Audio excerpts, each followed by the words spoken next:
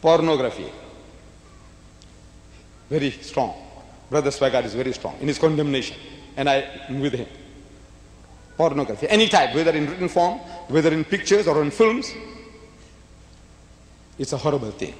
In his book, Brother Swaggart gives you his research, his study.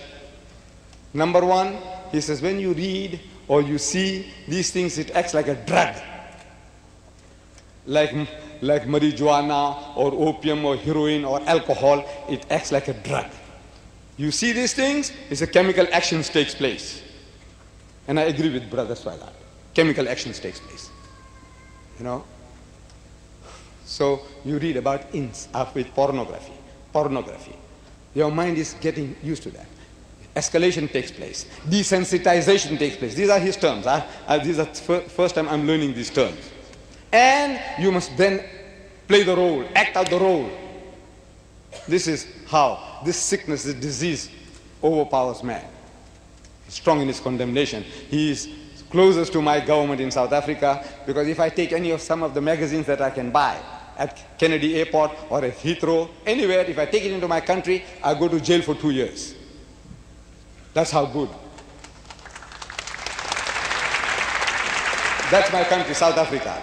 You know, it has its, the other side of the picture, but as far as religion goes, as far as religiosity goes, they are very, very staunch Christians. But that country of mine banned portions of the Bible. There was a pamphlet in circulation with extracts, 9 extracts from the Holy Bible.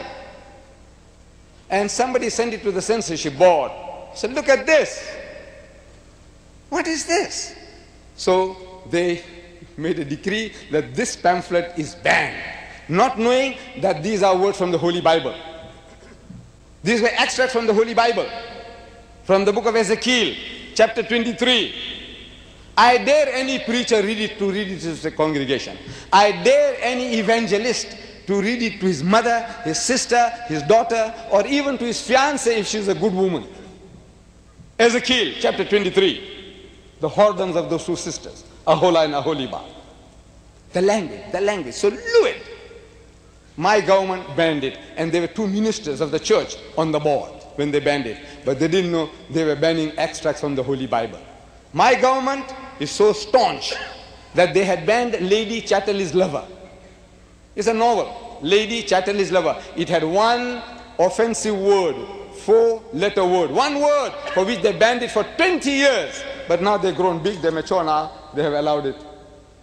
They have decensored it, they have withdrawn that order against the book. But 9 extracts from the Holy Bible, say, the book of God, which you are ashamed to read to your audience. I dare my brother, I dare him to read this pamphlet. I have it here ready. He doesn't have to even open the book. Here, all those wordings in red. I said, look, with your usual charismatic language, with the usual actions, I would love to see Brother Swaggart. I feel ashamed to bribe him. I said, look, Brother Swaggart, if you can read it to the audience, I give you $100. What is $100 to Brother Swaggart? When I'm reading in his book on Roman Catholicism that he needs $291,000 a day to keep his head above water. I calculated 106 million a year just to keep above water. And in the Evangelist of December 85, he's aspiring, I wish him luck, he's aspiring for $1 million a day. He needs, he says, $1 million a day. So good luck to him.